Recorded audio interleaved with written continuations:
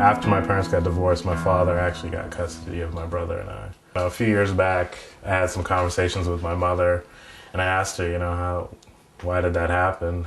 And I guess my father sort of, he was very insistent that he was going to raise us and not my mother.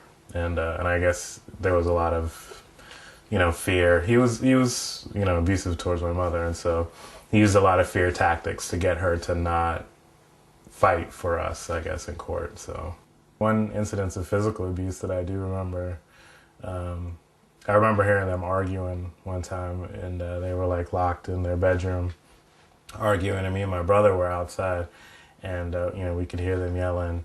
And my brother, he's younger than me, he was crying, and he was like, oh, he was like, they're gonna get a divorce. And oh my God, at the time I remember I was like, that's a good thing. I was like, they should get a divorce. I was like 10 or younger or something. But I just remember hearing them arguing, and then I remember when the door opened, they came out and they both had blood on them. That was like the first time she ever hit him back. It hurts you in a sense that, that's your mother, that's your father, and so you love them. And so to hear somebody talking, it's like you get angry when your friends crack a joke about your mom or whatever. So what do you do when your father does that? You're kind of stuck because that's your father, and that's, and you don't want to say something to him. But, and I think it's sort of like, okay, well, he's insulting my mother, but she's my mother. So in a way, he's almost insulting me too, because then you start thinking about, well, do I do that? Do I act in these ways? And so I think that's probably the biggest way in which it affected me. One particular relationship I was in that started when I was a senior in high school and then went on into my first couple years of college. We broke up at one point, and even after we broke up, it sort of wasn't a clean breakup, and I wasn't completely over her type of thing. And for a while, I was doing things like I was yelling at her. I called her all kinds of names. I was like insulting her to her friends.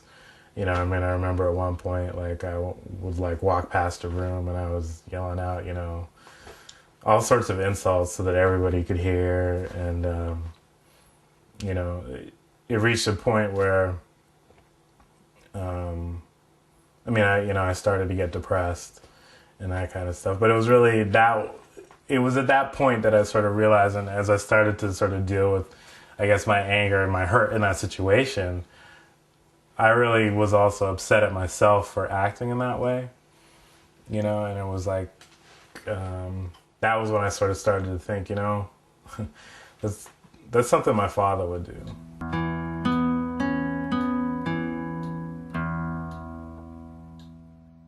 Like, I wish I had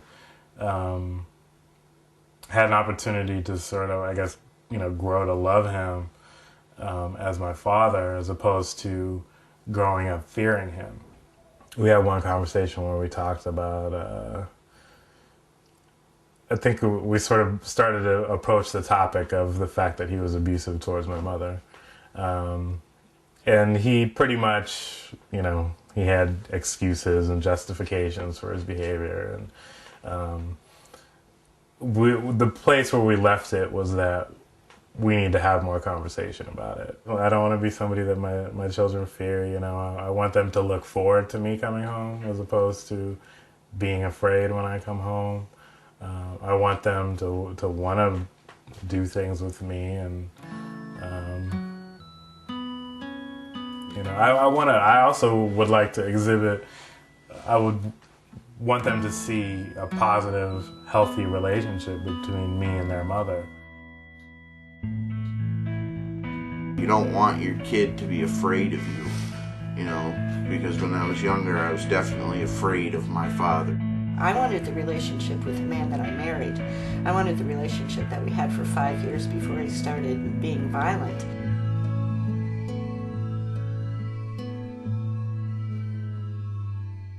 My dad spent most of his time during the week out of town, and so it really wasn't something to look forward to. to have Dad coming home for the weekend. The belt was always hanging on the bathroom doorknob, and so I always knew, you know, what I was in for at the end of the week. And I kind of see the reason that I was so free in being abusive with the family was I kind of saw that as a continuation of my own childhood. What I used to do is I'd grab Nancy by her arms and, you know, I'd be nose to nose with her and just screaming what I thought should be done right into her face. And so she always had black and blue marks on the back of her arm.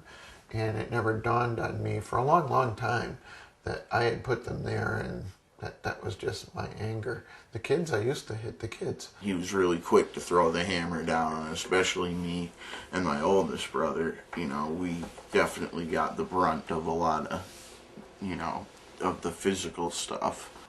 Like, it would start, him and my mom would fight, and he'd start getting, like, really saying really mean shit to my mom, and so we'd get into it, too, and tell him to shut up and, you know, get the hell out of here, and stop being such an asshole and everything, but then it would just, you know, like a belt would come out or something would happen, and he'd lose it, you know?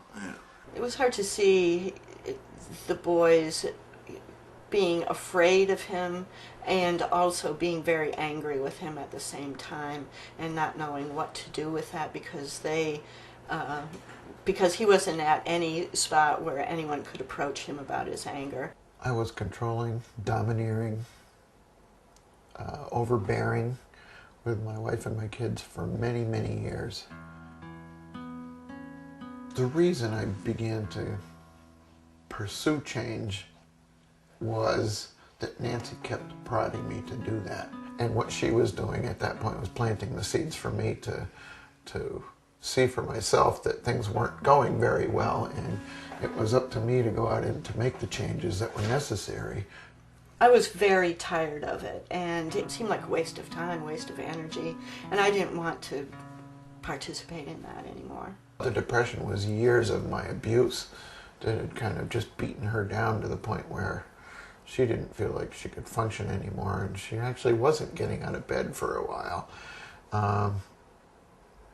And then me just getting angrier about that, you know? So it's just a compounding situation here where, you know, I effectively reduced her to rubble, and now I'm angry because of it, you know? So it was all myself. It was all my own actions that got us to this point. He seemed to be reluctant really to give up his anger, but on the other hand, I think he thought somewhere in there that, you know, maybe this isn't working for me.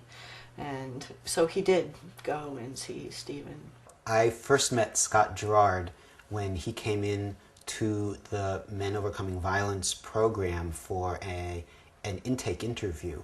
And it was a very powerful experience to sit with him while we had this interview, because I watched him open up in a way that it was clear he had never opened up before about what was going on in his relationship and also what was going on inside himself. When I was in group, it was week 16, and as strange as it seems, it's another man who decided to take the same route that I did. He was an ex-basketball player, and he was sitting across the room from me, and he leaned over, and he just leaned over in his seat and put him nose to nose with me, and he said to me, "I've been listening to the same shit come out of your mouth for 16 weeks. I think it's time you decided you were either going to make some changes or stop wasting all of our time."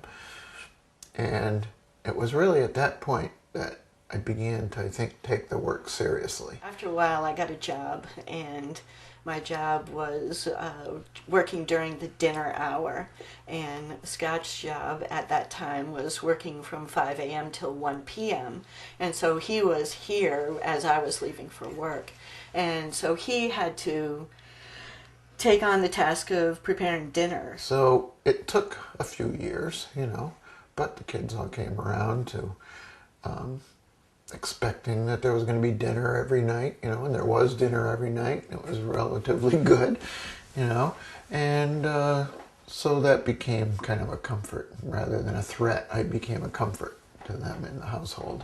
I think that by our son seeing him prepare dinner, be here, and be open to them, because after a while they did become pretty angry with him and would, want to confront him, and did confront him, and realized that he wasn't going to be angry back at them, that they were able to put a lot of that to rest, I think. I have no desire to return to any of that behavior. It really, I understand how it didn't ever serve me. Everyone is working on their own issues. My wife is relatively happy with the way things have turned out. I'm certainly happy, and I have peace in my life every day.